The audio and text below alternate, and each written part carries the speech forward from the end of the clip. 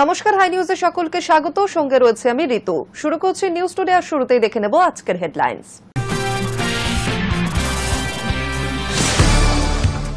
দুর্গাপুরে ডাক্তারি পড়ুয়ার গণধর্ষণ কাণ্ডে গ্রেফতার ৫। ৪৮ ঘন্টার মধ্যে গ্রেফতার সব অভিযুক্ত। গণধর্ষণ কাণ্ডে পুলিশের স্ক্যানারে নির্যাতিতার সহপাঠীর ভূমিকাও।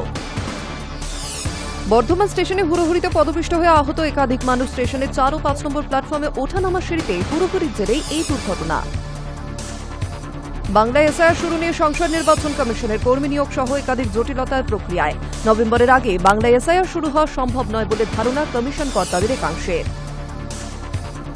কালীপুজো ও দীপাবলিকে কেন্দ্র করে আইন শৃঙ্খলায় বিশেষ প্রস্তুতি কলকাতা পুলিশের। আগামী ১৫ অক্টোবর বৈঠক। শহরের সব কালীপুজো উদযাপন কমিটির প্রতিনিধিদের সঙ্গে গুরুত্বপূর্ণ বৈঠক কলকাতা পুলিশ কমিশনার মনোজ বর্মার। কলকাতা মেট্রোর ব্লু লাইনে কবি সুভাষ স্টেশন আপাতত বন্ধ। পিলারে ফাটল দেখা দেওয়ায় নিরাপত্তার স্বার্থে বন্ধ স্টেশন, তবে শীঘ্রই খুলছে মেট্রো স্টেশনটি।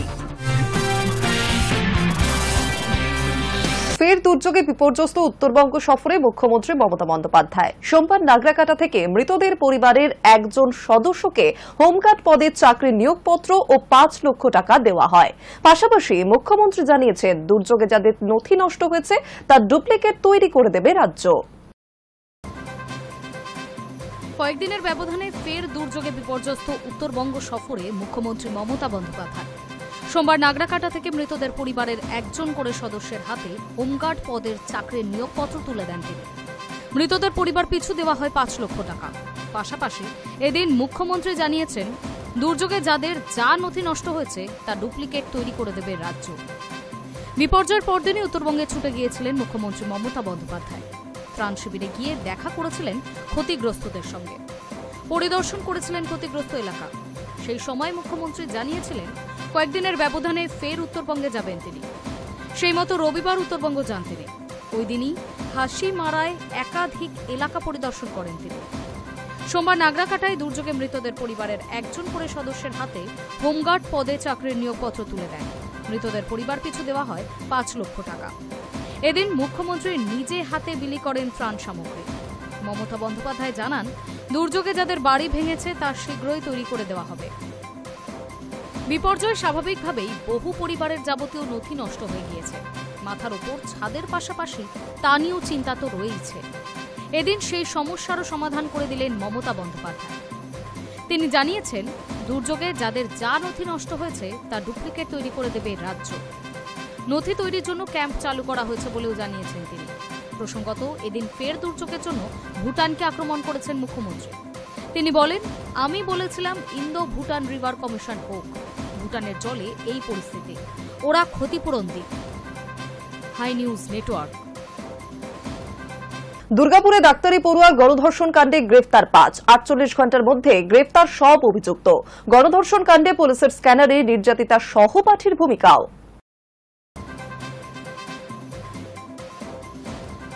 দুর্গাপুরে গণধর্ষণ কাণ্ডে শেষ অভিযুক্তকেও গ্রেফতার করল পুলিশ। তাকেই মূল অভিযুক্ত হিসেবে চিহ্নিত করা হয়েছে। নির্যাতিতার বয়ানে যে ৫ জনের নাম উল্লেখ ছিল তাদের সকলকেই গ্রেফতার করা হয়েছে বলে খবর।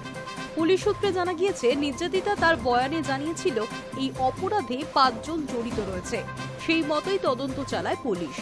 রবিবারই ৩ জনকেই গ্রেফতার করা হয়। পরে আরও ২ জন গ্রেফতার হন।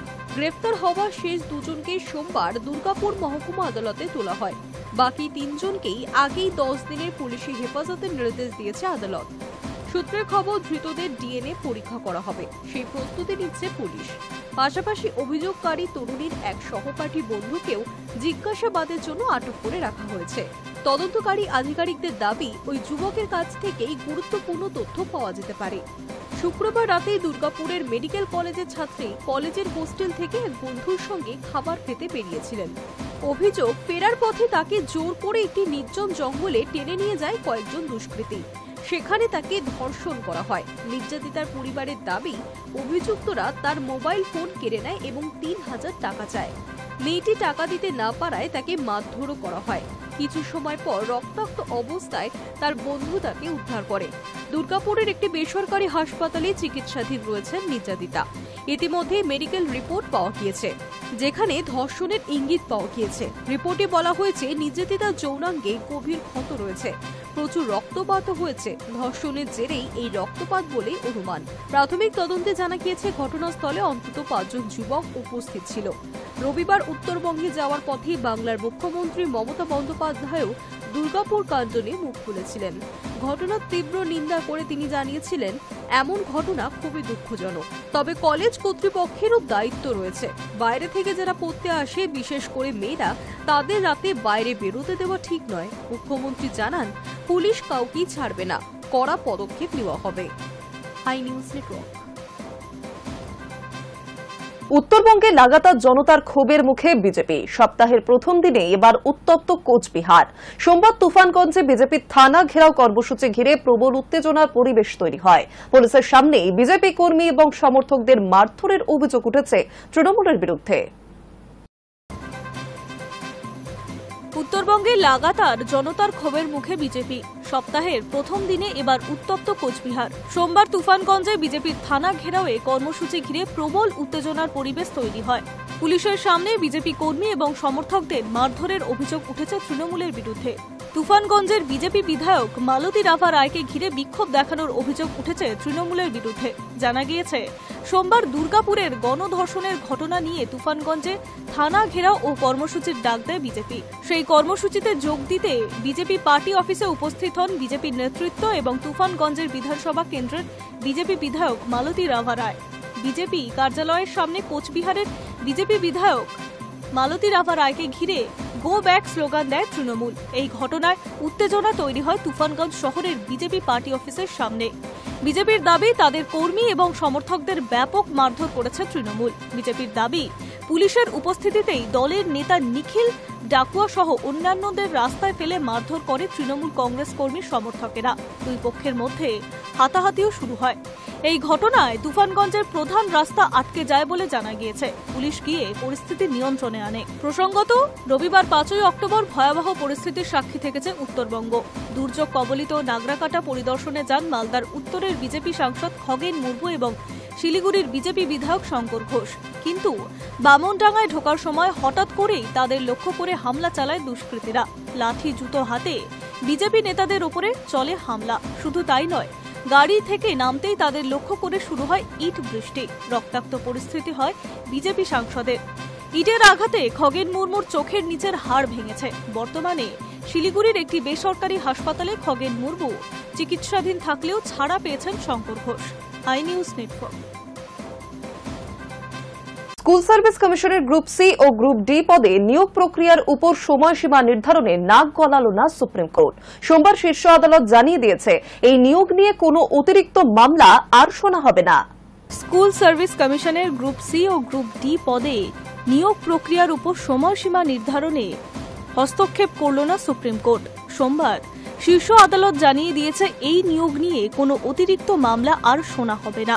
যোগ্য কর্মীদের একাংশ আবেদন করেছিলেন যাতে শিক্ষক নিয়োগের মতো গ্রুপ সি ও গ্রুপ ডি পদগুলির ক্ষেত্রেও নির্দিষ্ট সময়সীমা বেঁধে দেওয়া হয়, যাতে দ্রুত নিয়োগ প্রক্রিয়া সম্পন্ন হয়। তাদের দাবি ছিল, ঢিলেমির কারণে তারা অনিশ্চয়তার মধ্যে রয়েছেন। তবে সুপ্রিম কোর্টের বিচারপতি সঞ্জয় কুমার ও বিচারপতি অলোক অপরাধের ডিভিশন বেঞ্চে সোমবার স্পষ্ট জানায়, মূল মামলার রায় ইতিমধ্যেই ঘোষণা হয়ে গিয়েছে। সেই পরিস্থিতিতে এই বিষয়ে নতুন করে আবেদন গ্রহণযোগ্য নয়। আদালত আরও বলে, আমরা ইতিমধ্যেই এসএসসির পুরো প্যানেল বাতিল করেছি। এখন আবার কেন একই বিষয় নিয়ে নতুন করে মামলা করা হচ্ছে? মামলাকারীর পক্ষের আইনজীবী জানান, শিক্ষক নিয়োগের বিজ্ঞপ্তি প্রকাশিত হলেও শিক্ষাকর্মীদের নিয়োগ বিজ্ঞপ্তিতে বিলম্ব হচ্ছে। তাই আবেদনকারীরা আদালতের নির্দেশ চেয়েছিলেন, কিন্তু শীর্ষ আদালত তাদের আর্জি খারিজ করে দেয়। আদালত বলেন, নিয়োগ বিজ্ঞপ্তি জারি হলে যদি নতুন কোনো বিষয় উঠে আসে তা নিয়ে মামলা করা যেতে পারে। তবে এই আদালত সেই শুনানি করবে না, আগে হাইকোর্টে যান। উল্লেখ্য, সুপ্রিম কোর্টের আগের নির্দেশ 2016 সালে এসএসসির সম্পূর্ণ প্যানেল বাতিল করা হয়েছে। গত এপ্রিল মাসে শিক্ষক নিয়োগ মামলার শীর্ষ আদালত নবম, দশম এবং একাদশ, দ্বাদশ শ্রেণীর শিক্ষক নিয়োগের জন্য সময়সীমা বেঁধে দেওয়া হয়েছিল। আদালত জানিয়েছিল, যারা দাগি নন তারা আপাতত স্কুলে যোগ দিতে পারবেন। তবে 31 ডিসেম্বরের মধ্যে রাজ্য সরকারকে নতুন করে পরীক্ষা নিয়ে নিয়োগ সম্পন্ন করতে হবে। গ্রুপ সি ও ডি নিয়োগের ক্ষেত্রেও একই রকম সময়সীমা নির্ধারণের দাবি জানালেও এবার সেই আবেদন গ্রহণ করল না সুপ্রিম কোর্ট। ফলে এই পদগুলির নিয়োগ প্রক্রিয়া আপাতত আগের মতোই অনির্দিষ্ট রইল। High news network. বর্ধমান স্টেশনে হুড়োহুড়িতে পদপিষ্ট হয়ে আহত একাধিক মানুষ। স্টেশনের 4 ও 5 নম্বর প্ল্যাটফর্মে নামা ওঠার সিঁড়িতে হুড়োহুড়ির জেরেই এই দুর্ঘটনা। এক নজরে দেখে নেওয়া যাক গত কয়েক বছরে বর্ধমান স্টেশনের দুর্ঘটনাগুলি। ট্রেন ধরতে সিঁড়ি থেকে নামার জন্য হুড়োহুড়ি, আর সেই হুড়োহুড়িতেই পদপৃষ্ট হয়ে আহত হলেন বেশ কয়েকজন। রবিবার সন্ধ্যায় ঘটনাটি ঘটেছে পূর্ব বর্ধমানের বর্ধমান স্টেশনে। ঘটনাকে কেন্দ্র করে রেল স্টেশনে চাঞ্চল্য ছড়িয়ে পড়ে। আহতদের বর্ধমান মেডিকেল কলেজ ও হাসপাতালে ভর্তি করানো হয়েছে। আহতদের দেখতে হাসপাতালে যান বর্ধমান দক্ষিণের তৃণমূল বিধায়ক খোকন দাস। রেলের বিরুদ্ধে গাফিলতির অভিযোগ তুলে সরব হয়েছেন তিনি। জানা গিয়েছে একই সঙ্গে 3টি প্ল্যাটফর্মে ট্রেন পৌঁছয়, আর সেই ট্রেন ধরতেই যাত্রীদের মধ্যে হুড়োহুড়ি শুরু হয়। এক প্রত্যক্ষদর্শী জানিয়েছেন 4, 6 ও 7 নম্বর প্ল্যাটফর্মে ট্রেন ছিল। 4 নম্বরে মেন লাইনে বর্ধমান হাওড়া লোকাল, 6 নম্বরে রামপুরহাট লোকাল আর 7-এ আসানসোল লোকাল দাঁড়িয়েছিল। ট্রেন ধরতে গিয়েই হুড়োহুড়ি শুরু হয়। এক প্ল্যাটফর্ম থেকে অন্য প্ল্যাটফর্মে যেতে ফুট ওভারব্রিজে যাত্রীরা হুড়োহুড়ি শুরু করেন।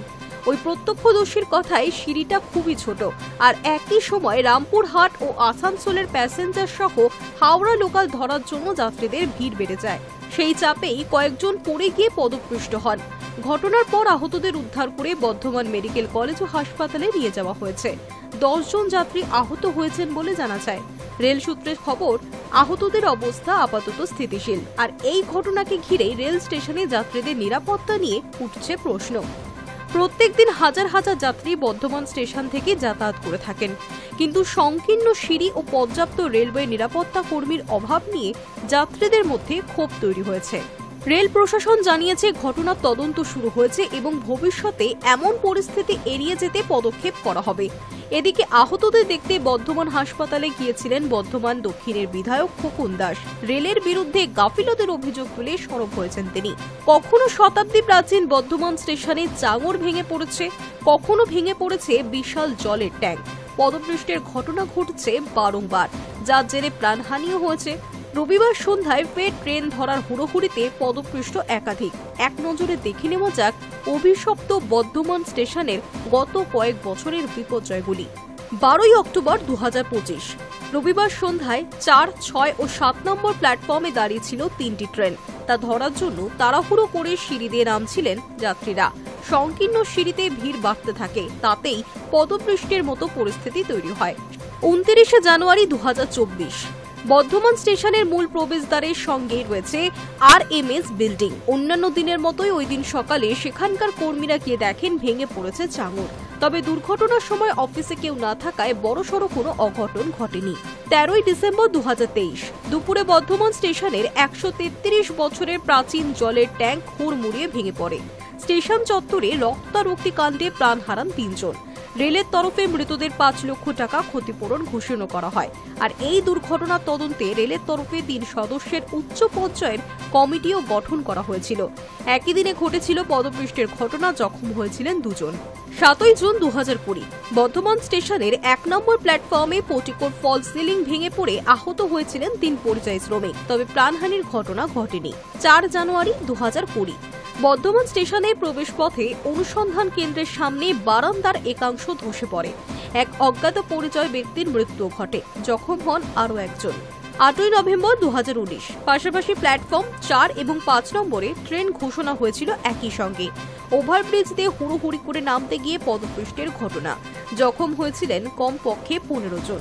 কেন বারংবার বিপর্যয় বর্ধমান স্টেশনে? নেপথ্যে রেলের ঔদাসীন্যতাকেই দায়ী করেছেন অনেকে। প্রশ্ন উঠছে রেলের ভূমিকা ও যাত্রী নিরাপত্তা নিয়ে। Hi news network.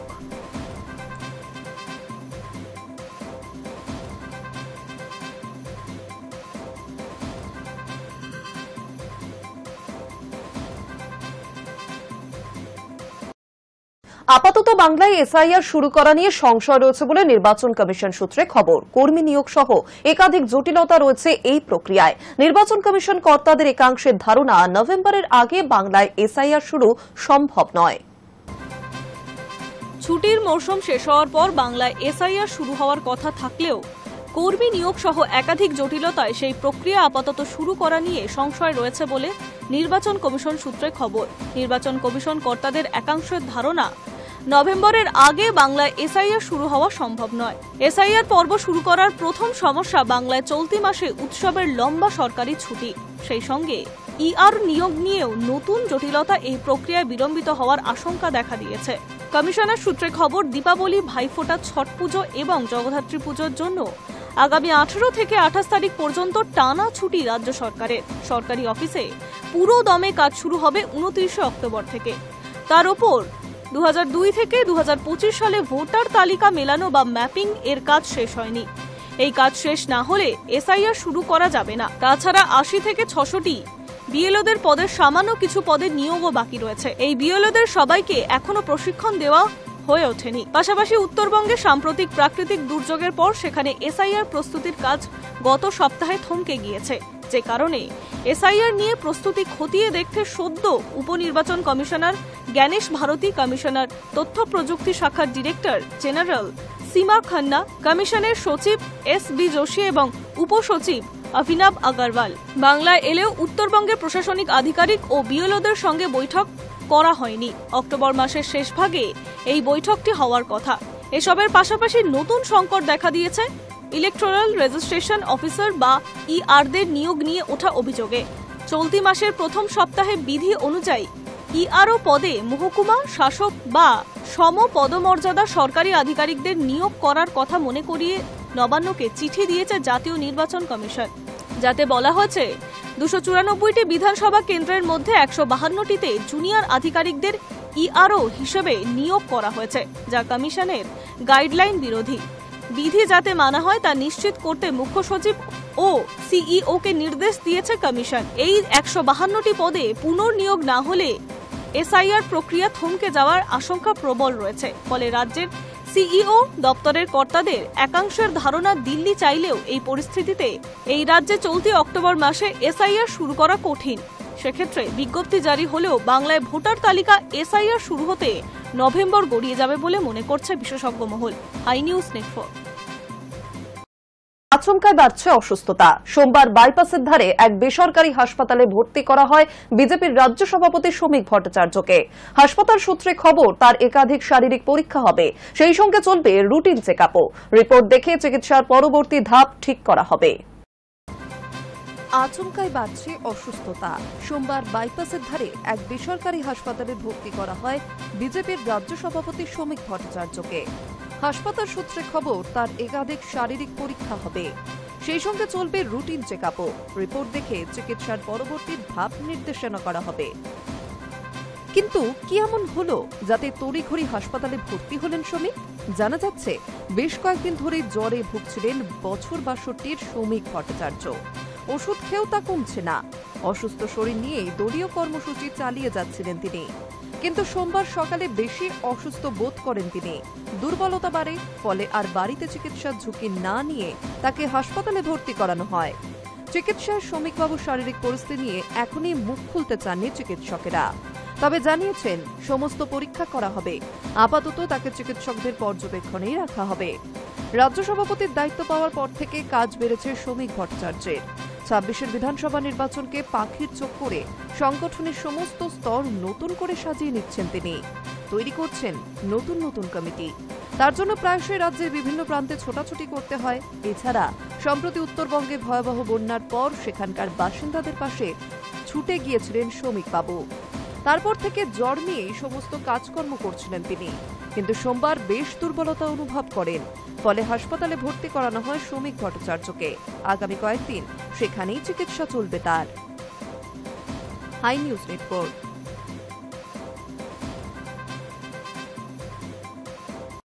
দুর্গাপুজো সম্পন্ন হয়েছে নির্বিঘ্নে।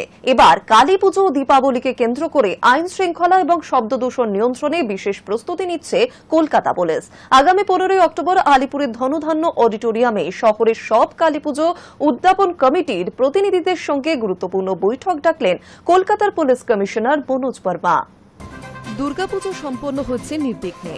এবার কালীপুজো ও দীপাবলিকে কেন্দ্র করে আইন শৃঙ্খলা এবং শব্দদূষণ নিয়ন্ত্রণে বিশেষ প্রস্তুতি নিচ্ছে কলকাতা পুলিশ। আগামী 15 অক্টোবর আলিপুরের ধনধান্য অডিটোরিয়ামে শহরের সব কালীপুজো উদযাপন কমিটির প্রতিনিধিদের সঙ্গে গুরুত্বপূর্ণ বৈঠক ডাকলেন কলকাতার পুলিশ কমিশনার মনোজ বর্মা। চলতি মাসের 20 তারিখে কালীপুজো, তাই তার 5 দিন আগেই এই বৈঠক হচ্ছে।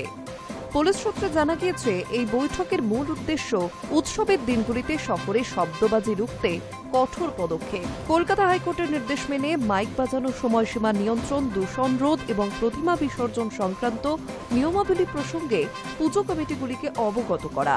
কলকাতা হাইকোর্ট ইতিমধ্যেই দীপাবলির রাতে শব্দদূষণ রোধে 90 ডেসিমেল সীমা বেঁধে দিয়েছে। সেই নির্দেশের বাস্তবায়ন নিয়েই আলোচনা হবে বৈঠকে।